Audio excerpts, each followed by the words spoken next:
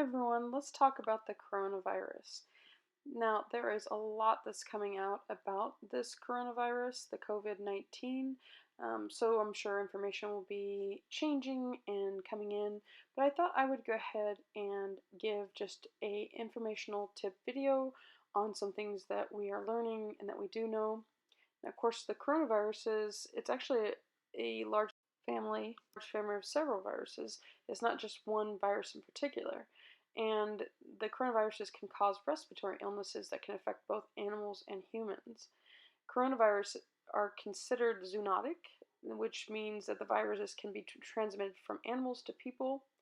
And this most recently discovered strain, COVID-19, is the newest strain that we're all hearing about, the pandemic that's going on currently that was first detected in China in December 2018.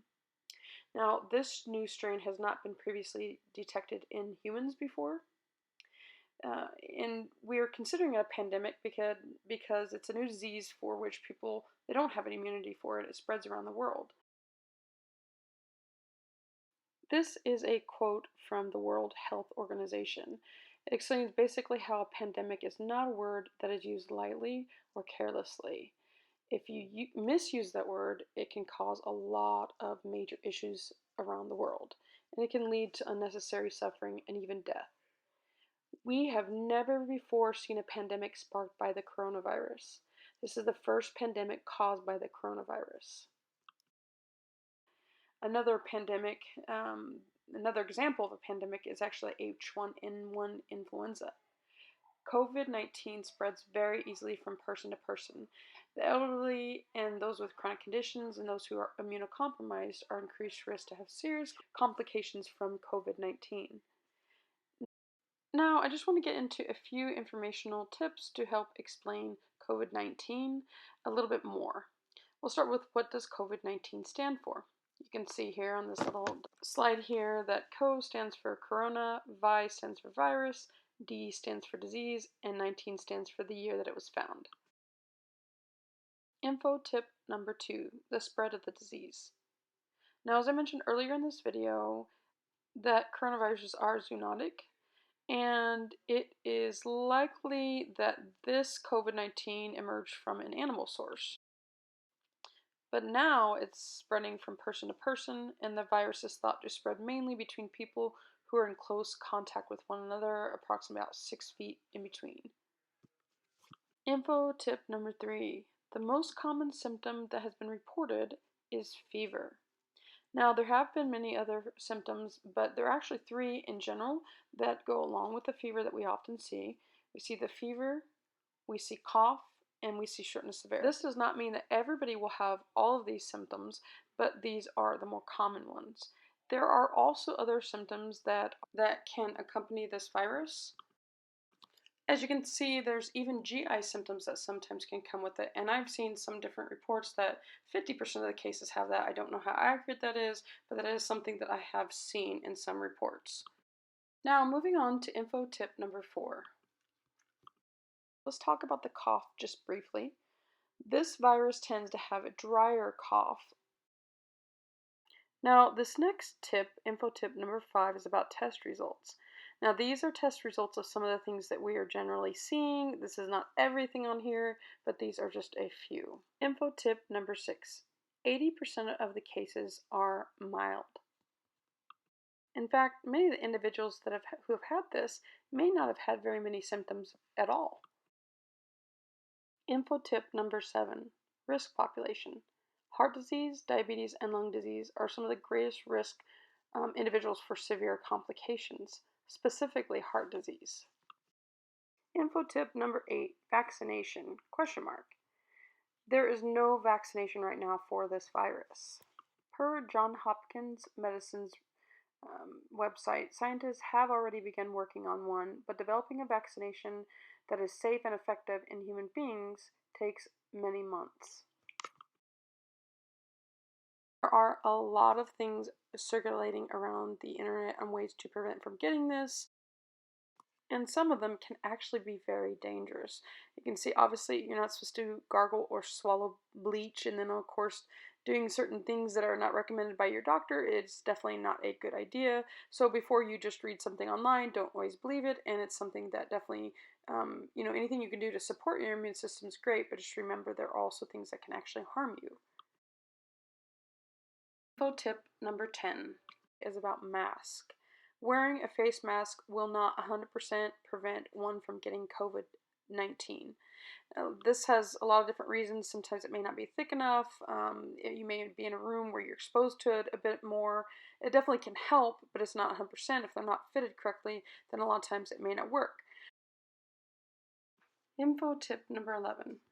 There are just some really simple things that we can do to help not only protect others and prevent the spread of disease, but also protect ourselves. That includes washing your hands for at least 20 seconds, and practicing strict social distancing right now, staying away from anyone who's sick, wiping surfaces down per recommended solution per CDC. And then there's other things, but these are just a few simple ones that you can use. And also, this is something that we need to be really strict with right now, making sure we're enforcing it, and I hope that this will also help in the future. Oh, and one last thing that I just wanted to share real quickly that I actually read on BBC.com from a study that showed that some findings suggest that the virus might actually last longer on door handles, plastic-coated or laminated worktops, and other hard surfaces. The researchers did find, however, that copper surfaces tended to kill the virus in about 4 hours. I wanted to end on one special message for everyone out there in the world. As a healthcare provider for many years, we have learned to question our colleagues, medications, orders, patients, philosophies, and even management. We stand for what we have learned and studied, and we are not afraid to question that. We're not afraid to doubt it. That's how we become better. That's how we find better ways. Many of you have likely doubted the seriousness of this pandemic. We understand, we really do. We have also learned to ask questions and doubt just as you do. Sometimes it's part of becoming better humans when we question things. However, we are currently facing a situation that is extremely serious, and it's serious to the point where it's considered a pandemic, as explained earlier in this video. We may not feel prepared, but we are already seeing what's happening out there in other countries, and it is our time to act now. We may not feel prepared, but that should not mean that we do nothing at all. We are not always perfectly prepared as providers either. In fact, many times we walk up into situations feeling very incompetent as providers.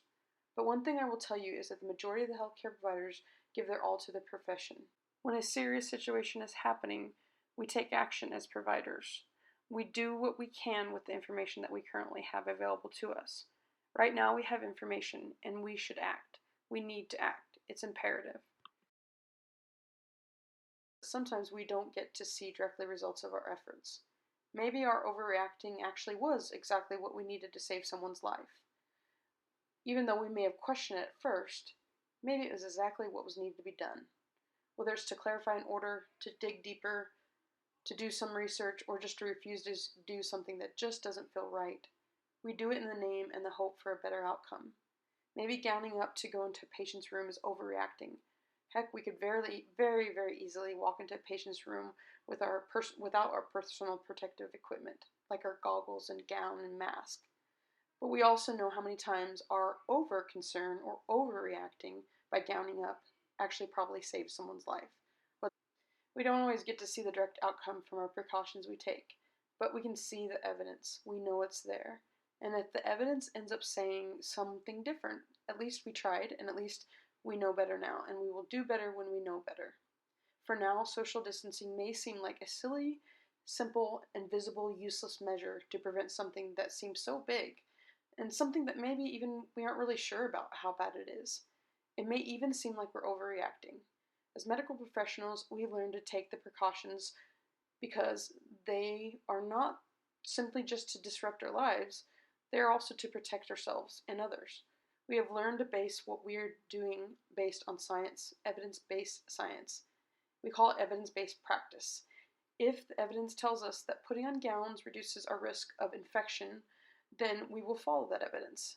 If the precautions are not working, we will search for a better, more efficient way to do it. We work with the information that we've been given. Right now, we've been asked to do this thing called social distancing.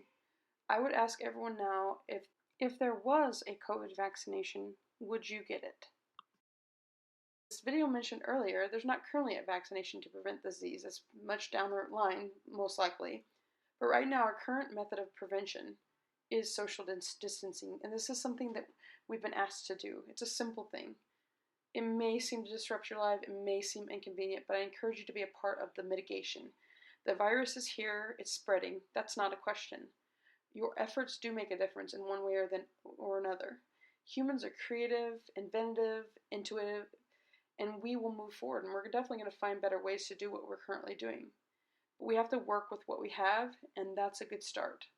I encourage you to follow social distancing and the other precautions that we have been outlined to help save your life and others' lives as well.